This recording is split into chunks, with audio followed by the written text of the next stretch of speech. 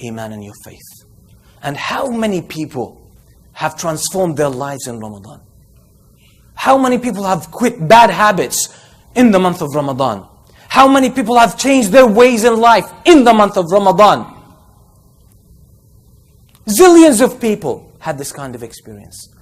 And that's from the tawfiq of Allah subhanahu wa ta'ala. أياما معدودات. It's just a number of days. فمن كان منكم مريضا أو على سفر فعدة من أيام أخر. So the ones who are traveling, or the ones who are ill and they are experiencing some kind of disease, they can't fast, then they can make it up later on. Allah subhanahu wa ta'ala is not making it hard. And we will talk again about this. Ma'dudat, you have the whole year to eat and drink and enjoy yourself and live your your normal routine. Then it's only this month where Allah has singled it out. And it's the apex of the year, and it's the best time in the year for people who reflect and people who contemplate the reality of this month. If you see Ramadan as an act of deprivation and abstinence from food and drink and desire and your daily routine, then you are not gaining anything from Ramadan. Ramadan is a perfect time for you to grow in Iman and faith and as a person. Ramadan is the best time of the year for you to experience your heart and experience the reality of your existence and feel more the devotion to Allah subhanahu wa ta'ala, where the ubudiyyah, where the connection and the servitude you have to Allah reaches a pinnacle, where Allah subhanahu wa ta'ala makes it easy for you, because He chains the devils, He opens the gates of paradise, He locks the gates of the hellfire. So He creates a perfect context for you to worship Him, where distractions are minimized.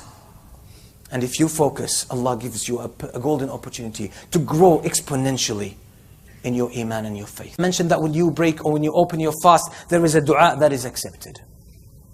And during the day and during the night of Ramadan, dua will be accepted for each fasting person. There is a dua that will be accepted, will be answered. So that shows the connection.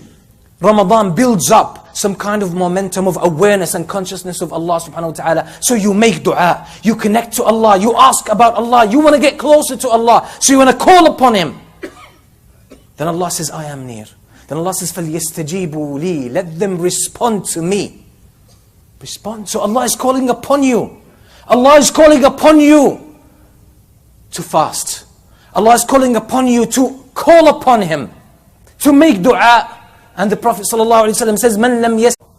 And as we talk about these verses, I want you to mark the ending of the verses. You know, the scholars have always pointed that khawatim or khawatimul ayat, the endings of verses, the sequence of them is so powerful and profound. And the connection and the relevance between the last couple of words of the verse to the theme of the verse is very profound and powerful. There are so many secrets. Imam al-Suyuti wrote a book about this. And he said about the connection and about the relevance between the meaning of the verse and the ending of the verse. Because that's a profound aspect of the Quran. We said the Quran is full of treasures. No matter how much you try, you will never reach the depths of it. And humanity will always be able to get more of the treasures of the Quran, more of the beauty of the Quran, and the Quran will keep revealing itself because it's of divine nature. These are the words of Allah. Kalamullahi Azza wa Jal. You who believe, fasting has been prescribed upon you as an obligation, just as it was prescribed for the nations and the people who came before you, so that you may attain taqwa. So the main point behind the fasting of Ramadan is taqwa, is the achievement of taqwa. And we will come to talk about the comprehensive and inclusive meaning of this beautiful term, taqwa. And Allah subhanahu wa ta'ala proceeds shortly after this to say, or to talk about Ramadan. شهر رمضان الذي أنزل فيه القرآن شهر رمضان الذي أنزل فيه القرآن هدى للناس وبينات من الهدى والفرقان. The month of Ramadan in which the Quran was sent down, it was revealed. And it contains clear signs for the guidance and mercy of humanity. That shows the importance of this beautiful month that is about a week away. And one of the beautiful aspects of our ummah that alhamdulillah until today, despite the negative things that we are experiencing as an ummah, one beautiful aspect that you will see among Muslims across the globe is that they look forward anxiously for Ramadan. They're happy about Ramadan. They get ready for Ramadan a few weeks, sometimes a couple of months before. They start looking forward to it. And that's a beautiful aspect of our ummah. Alhamdulillah, we have been maintaining this and holding on to this beautifully. So we ask Allah subhanahu wa ta'ala to bless these efforts and these intentions, and we ask Allah subhanahu wa ta'ala to make us witness and live through the month of Ramadan and to make the best of it.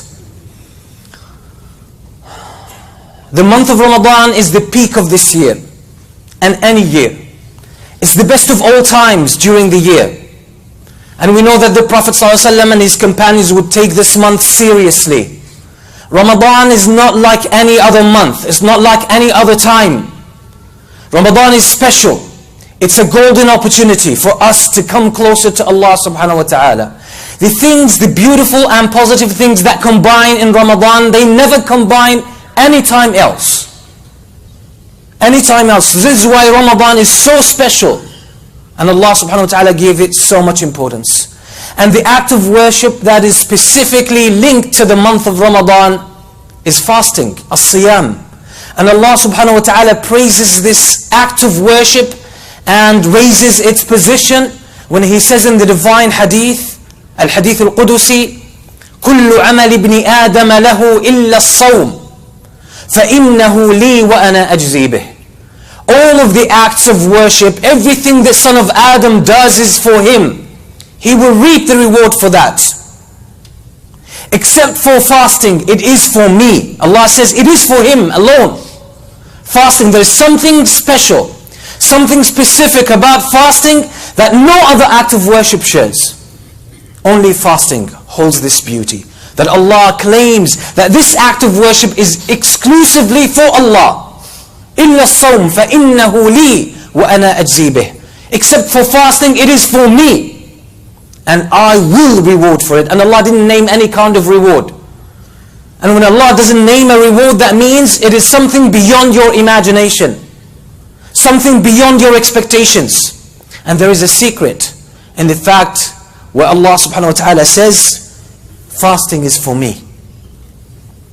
So Allah singles out fasting from amongst all the acts of worship that we know, that Allah says it is for me. And there is a reason behind this. If you look at all the acts of